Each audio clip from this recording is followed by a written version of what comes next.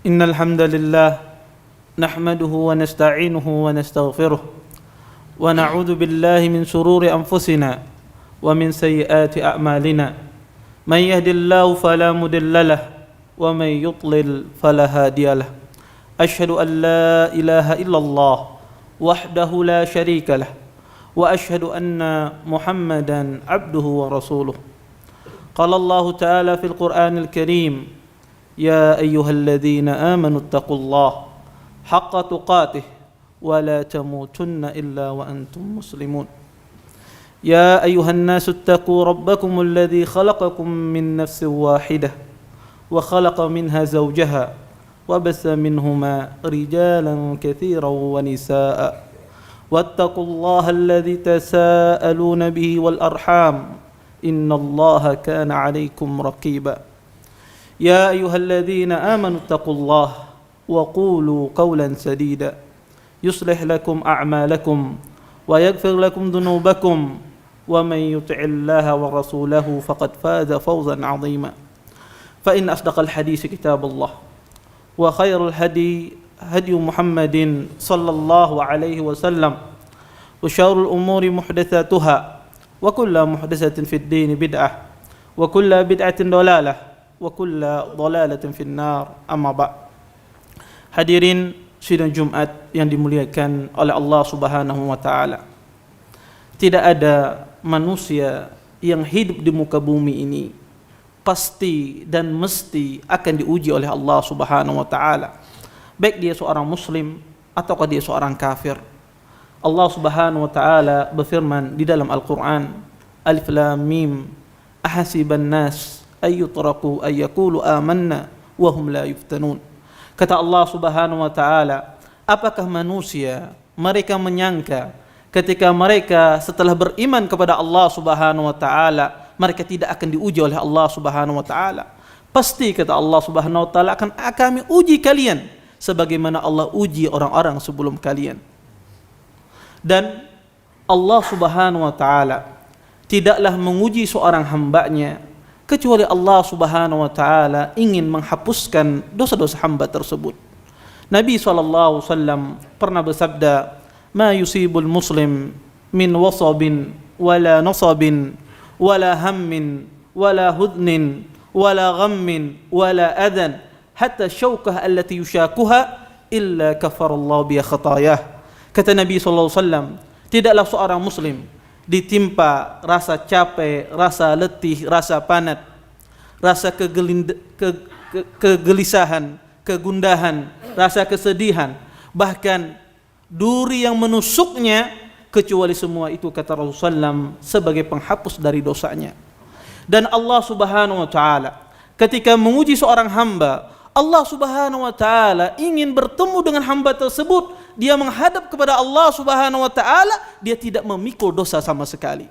Kata Nabi sallallahu alaihi wasallam, "Ma yazalul bala'u bil mu'min fi jasadihi wa malihi hatta yalqallah wa ma 'alaihi khati'ah."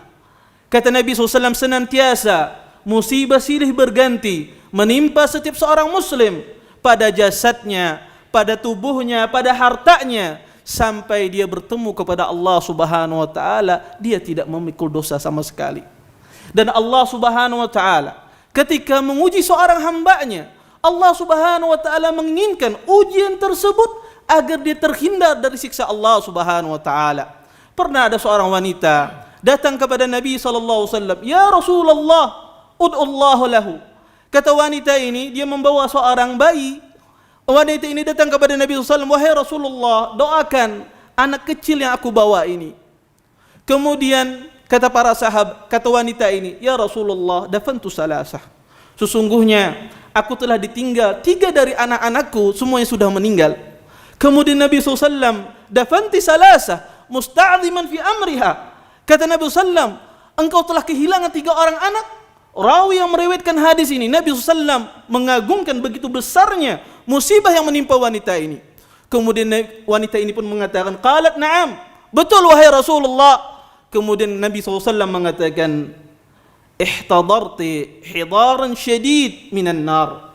Kata Nabi SAW, sesungguhnya engkau telah membuat perisai bagimu, perisai yang sangat kuat dari api neraka. Dan Allah Subhanahu wa taala ketika memberikan ujian kepada satu muslim, Allah Subhanahu wa taala tidak menguji seorang hambanya sesuai dengan kemampuannya. Kata Nabi sallallahu alaihi wasallam, "Yubtala ar-rajul ala hasbi dinihi." Sesungguhnya seseorang akan diuji oleh Allah Subhanahu wa taala sesuai dengan kadar keimanannya kepada Allah Subhanahu wa taala. In kana fi dini salabatan zida fi balaihi. Jika agamanya kuat, imannya kuat kepada Allah, maka akan ditambah ujian tersebut. Wa in kana fi dini riqqatan khuffifa an. Dan jika seandainya imannya lemah, agamanya lemah, maka Allah ringankan ujian terhadap hamba tersebut. Dan Allah Subhanahu wa taala tidaklah berbuat zalim kepada hambanya. Wa ma kana rabbuka bidhallamin lil 'abid. Sesungguhnya Tuhanmu tidaklah pernah berbuat zalim kepada seorang hamba. Oleh karenanya, seorang muslim ketika dia diuji oleh Allah Subhanahu wa taala dengan berbagai macam ujian, ujian pada jasadnya, ujian pada hartanya, maka sikap yang pertama yang harus dia miliki, dia meyakini bahwasanya Allah Subhanahu wa taala yang memberikan ujian tersebut tidak pernah berbuat zalim kepada hambanya. Dialah zat yang memberikan ujian tersebut yang maha penyayang, yang lebih sayang kepada hambanya daripada kasih sayang seorang ibu kepada anaknya. Rasulullah SAW pernah berkata kepada para sahabat ketika ada seorang wanita menjadi tawanan perang dan dia terpisahkan dengan bayinya. Kemudian wanita ini pun begitu gelisahnya dia mencari bayinya. Kemudian dia menemukan bayinya, bayi tersebut dipeluknya, dirangkulnya, begitu bahagianya. Melihat pemandangan demikian, Nabi SAW berkata kepada para sahabat, kata Nabi SAW, "Atariha waladaha minan nar, atariha waladaha fin nar." Kata Nabi SAW, mungkinkah wanita ini melemparkan anaknya ke api? Kata para sahabat, "La ya Rasulullah, tidak mungkin. Bagaimana ibu yang berpisah dari anaknya bisa tega melemparkan anaknya ke api?" Kata Nabi SAW, "Wallahu arham min hadhihi biwaladiha." Demi Allah, kata Nabi SAW, sesungguhnya Allah itu lebih sayang kepada hambanya daripada seorang wanita ini kepada anaknya. Oleh karena itu, seorang muslim harus memiliki keyakinan yang sangat luar biasa kepada Allah Subhanahu wa taala. Ketika dia diuji oleh Allah Subhanahu wa taala, dia meyakini Allah tidak berbuat zalim kepadanya. Sesungguhnya Allah bermuamalah kepada dia sesuai dengan ilmunya. Kenapa si fulan Allah kasih rezeki yang banyak? Kenapa si fulan Allah sempitkan rezekinya? Kenapa si fulan mendapatkan kenikmatan yang begitu banyak? Kenapa si fulan jasadnya sehat? Kenapa si fulan ditimpa berbagai macam penyakit?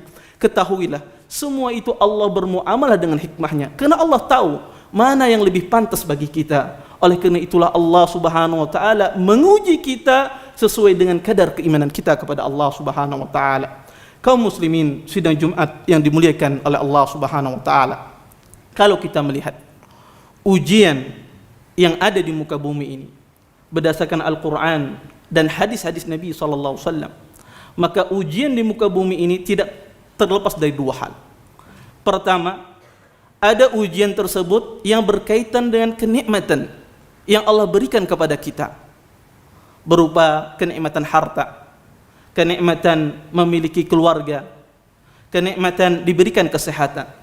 Kadang-kadang ada manusia diuji oleh Allah Subhanahu wa taala, diambil kenikmatan ini, diambil kesehatannya, diambil anaknya, diambil istrinya, diambil suaminya, diambil hartanya oleh Allah Subhanahu wa taala.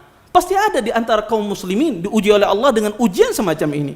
Karena Allah Subhanahu wa taala berfirman dalam Al-Qur'an, "Wala nabluwannakum bi syai'in minal khaufi wal ju' wa naqsim minal amwali wal anfusi was samarat." Wabashir sabirin. Kata Allah Subhanahu wa taala, sungguh akan kami uji sebahagian kalian dari rasa ketakutan, dari rasa kelaparan, dari kekurangan harta, kekurangan jiwa dan kekurangan buah-buahan. Wabashir sabirin, dan beritakanlah kata Allah, kabar gembira kepada orang-orang yang bersabar. Kaum muslimin sidang Jumat yang dimuliakan oleh Allah Subhanahu wa taala, kalau kita diuji oleh Allah Subhanahu wa taala dengan ujian semacam ini, ya, diambil kenikmatan semacam ini, apa sikap kita? Apa yang harus kita perbuat di hadapan Allah Subhanahu wa taala? Maka Hal yang pertama yang kita lakukan ketika seseorang diuji dengan ujian semacam ini, selain dia bersabar, dia berzikir dan memuji Allah Subhanahu wa taala. Kalau kita melihat cerita para nabi-nabi SAW, seperti itulah mereka menghadapi ujian ketika mereka diuji dengan ujian semacam ini. Nabi Ayyub alaihissalam diuji dengan puluhan tahun berbagai macam penyakit. Dan Nabi Ayyub malu kepada Allah Subhanahu wa taala, mengangkat tangannya. Beliau diuji dengan diambil anaknya, diambil keluarganya, diambil hartanya, bahkan tubuh beliau ditimpa berbagai macam penyakit. Sehingga puluhan tahun beliau malu kepada Allah Subhanahu wa taala, sampai-sampai Nabi Ayyub berkata, "Wa ayyuba idnada rabbahu anni massani ad-dur wa anta arhamur rahimin." Dan kata Allah, ingatlah hamba kami Ayyub, Nabi Ayyub alaihissalam, idnada rabbahu, ketika dia bermunajat kepada Allah, anni massani ad-dur, wahai Tuhanku, sesungguhnya aku ditimpa berbagai macam musibah, wa anta arhamur rahimin. Ungkapan yang luar biasa, ya Allah, sedangkan Engkau adalah zat yang maha pemurah dari semua pemurah. Engkau adalah zat maha penyayang dari semua penyayang. Kemudian apa yang Allah katakan? Fastajabna lahu fakashafna ma bihi min dur wa atainahu ahlahu wa mislahum ma'ahum rahmatan min indina wa dzikra lil abidin. Kata Allah Subhanahu wa taala, maka akan kami kabulkan doa Ayyub alaihissalam, dan kami hilangkan berbagai macam musibah yang menimpanya, dan kami kembalikan keluarganya, anaknya, istrinya, bahkan berlipat-lipat. Rahmatan min indina, rahmat dari sisi kami dan peringatan bagi hamba-hamba kami yang bertakwa. Dan kalaulah kita melihat pada kehidupan para sahabat Nabi SAW, mereka ketika ditimpa ujian, mereka bersabar dan memuji Allah Subhanahu wa taala. Ummi Salamah radhiyallahu anha, ketika beliau ditinggal oleh Abu Salamah, Ummi Salamah berkata dalam hati beliau, man khair min Abi Salamah, siapa yang terbaik daripada Abi Salamah? Tidak ada. Karena dalam pikiran Ummi Salamah, Abu Salamah adalah role model, suami yang ideal, yang luar biasa. Orang yang pertama kali berhijrah bersama Nabi SAW, orang yang pertama kali berhijrah di kalangan kaum muslimin. Kata beliau, tidak ada orang yang terbaik melebihi Abu Salamah.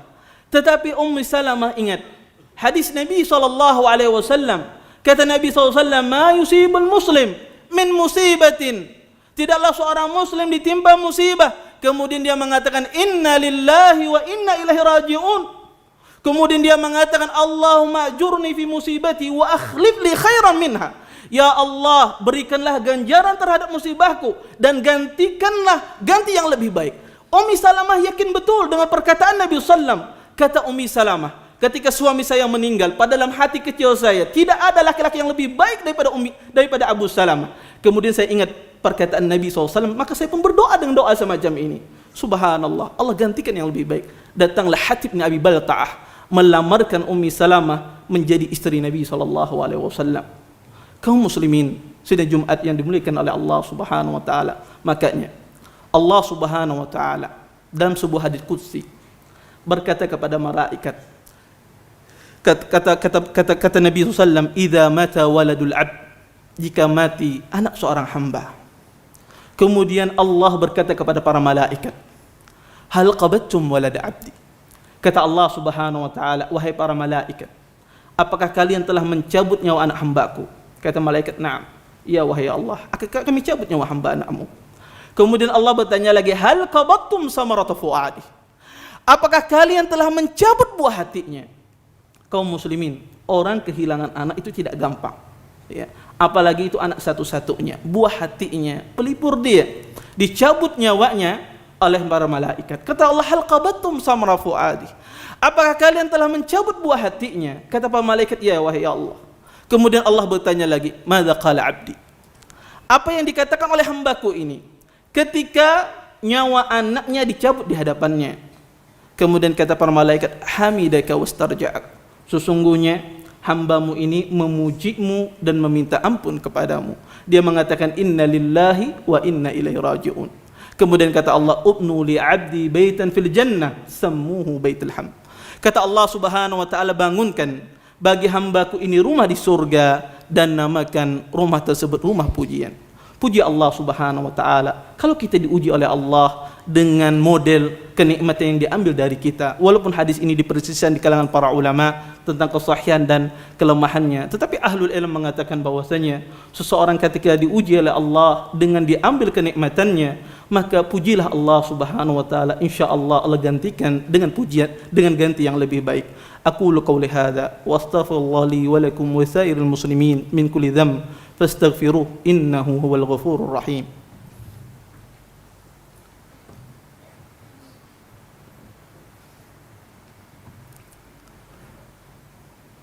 Innal hamdalillah nahmaduhu wa nasta'inuhu wa nastaghfiruh wa na'udzu billahi min shururi anfusina wa min sayyiati a'malina may yahdihillahu fala mudilla lahu wa may yudlil fala hadiya lahu asyhadu an la ilaha illallah wahdahu la syarika lah wa asyhadu anna Muhammadan abduhu wa rasuluh. Hadirin sidang Jumat yang dimuliakan oleh Allah Subhanahu wa taala. Model ujian yang kedua, kalau kita melihat ujian Allah Subhanahu wa taala kepada hambanya, model ujian kedua ini adalah model ujian yang sangat berat, lebih berat daripada pertama. Seseorang diuji oleh Allah Subhanahu wa taala agamanya. Seseorang diuji oleh Allah Subhanahu wa taala imannya. Bisa jadi dia dulunya orang yang istiqamah, menjadi orang yang bermaksiat kepada Allah Subhanahu wa taala. Bisa jadi dia diuji oleh Allah dengan istrinya, yang dulunya istrinya yang taat kepada Allah menjadi istri yang bermaksiat. Bisa jadi dia diuji oleh Allah dengan anak kesayangannya, yang dulunya dia mengharapkan anaknya menjadi anak yang taat, yang senantiasa mendoakan kepadanya. Ternyata ya, anaknya menjadi anak yang durhaka, menjadi anak yang jauh dari ketaatan kepada Allah Subhanahu wa taala. Ujian kedua ini ujian yang sangat berat, ya. Dan apa yang harus dilakukan seorang muslim ketika ujian ini menimpa pada agamanya? Nabi SAW mengajarkan kepada kita, kalau kita diuji oleh Allah dengan ujian yang sifatnya berbentuk agama, maka mintalah kepada Allah Subhanahu wa taala, sering-sering minta kepada Allah Subhanahu wa taala hidayah, petunjuk kepada Allah Subhanahu wa taala. Rasulullah SAW sering beliau mengatakan, Allahumma inni as'alukal huda wat tuqa wal afaf wal ghina. Ya Allah, aku meminta kepadamu hidayah. Rasulullah SAW orang yang dijamin masuk surga, orang yang dijamin oleh Allah Subhanahu wa taala tidak tersesat, orang yang tidak tergelincir dalam kesalahan. Sering beliau meminta hidayah kepada Allah Subhanahu wa taala. Makanya Ummi Salamah sering mendengar Nabi SAW mengatakan, ya muqallibal qulub tsabbit qalbi ala dinik. Wahai Tuhan yang memutar balikan hati, tetapkanlah hatiku pada agamamu. Kemudian kata Ummi Salamah, ya Rasulullah, ma aktsara du'aik. Sesungguhnya aku sering mendengar engkau menyebutkan doa ini. Apa gerangan? Apa sebabnya engkau sering berdoa dengan doa semacam ini? Kemudian kata Nabi SAW, ya Ummi Salamah, inna qalba ibni Adam baina isba'aini min asabi'ir rahman yuqallibuha man yasha in sya'a aqam wa in sya'a adhagh. Kata Nabi SAW, wahai Ummi Salamah, sesungguhnya hati manusia berada pada jari jemari Allah Subhanahu wa taala. Jika Allah Subhanahu wa taala ingin menghendaki hati tersebut istiqamah, maka orang tersebut akan istiqamah. Tetapi jika Allah Subhanahu wa taala menghendaki hati orang tersebut tergelincir, maka dia akan tergelincir. Makanya mintalah kepada Allah Subhanahu wa taala hidayah, petunjuk kepada Allah Subhanahu wa taala. Dan jika seandainya ujian agama tersebut tidak menimpa Anda, tetapi menimpa anak Anda, menimpa orang yang Anda cintai, orang tua Anda, ayah Anda, ibu Anda, maka sering-seringlah memintalah kepada Allah Subhanahu wa taala hidayah dan perbanyaklah ketaatan kita kepada Allah Subhanahu wa taala. Sa'id ibn Musayyib pernah berkata kepada anaknya, beliau mengatakan, ya bunayya, innama jittus salah min ajlik. Wahai anakku, sesungguhnya bapakmu ini memperbanyak perkara ibadah salat sunnahnya. Aku berharap dengan salatku Allah Subhanahu wa taala menjagamu, menuntunmu, membimbingmu. Dan Allah Subhanahu wa taala memberikan banyak solusi. Jika seorang ayah, seorang ibu, seorang tua gagal dalam mendidik anaknya, gagal dalam memberikan petunjuk kepada anaknya, maka janganlah dia berputus asa kepada Allah Subhanahu wa taala. tingkatkanlah imannya, ketakwaan dia, ibadah dia kepada Allah Subhanahu wa taala. Niscaya ketakwaan seorang muslim, ketakwaan seorang ayah, ketakwaan seorang ibu bermanfaat bagi anaknya. Dan ini Allah jelaskan di dalam Al-Quran. Allah berfirman dalam surah At-Tur, kata Allah, walladzina amanu wa tabathum dzurriyyatuhum biimanin alhaqna bihim dzurriyyatahum. Kata Allah Subhanahu wa taala, dan adapun orang-orang yang beriman dan diikuti oleh anak keturunan mereka yang beriman pula kepada Allah. Imam Ibnu Katsir menafsirkan ayat ini, kata beliau, walaupun seorang anak tersebut jauh dia dari ketaatan kepada Allah, walaupun sang anak tersebut imannya berbeda jauh dengan iman bapaknya, tetapi ketika dia mati dalam keadaan beriman kepada Allah Subhanahu wa taala, maka Allah kumpulkan dia bersama orang tuanya di surga. Allah kumpulkan dia bersama orang tuanya di surga akibat ketakwaan ayahnya, akibat ketakwaan ibunya, karena ketakwaan seorang muslim bermanfaat bagi keluarga terdekatnya. Innallaha wa malaikatahu yusalluna 'alan nabi. Ya ayyuhalladzina amanu sallu 'alaihi wa sallimu taslima. Allahumma salli 'ala Muhammad wa 'ala ali Muhammad kama sallaita 'ala Ibrahim wa 'ala ali Ibrahim innaka Hamidum Majid. Allahumma ighfir muslimina wal muslimat wal mu'minina wal mu'minat al-ahya minhum wal amwat innaka sami'un qaribun mujibud da'wat. Rabbana la tuzigh qulubana ba'da idh hadaitana wa hab lana min ladunka rahmah innaka antal wahhab. Rabbana atina fid dunya hasanah fil akhirati hasanah wa qina adzaban nar. Qimis shalah. Terima kasih. Jazakumullahu khairan wa barakallahu fikum. Video ini dibuat atas partisipasi dari donasi Anda. Semoga menjadi amal jariah bagi Anda semuanya.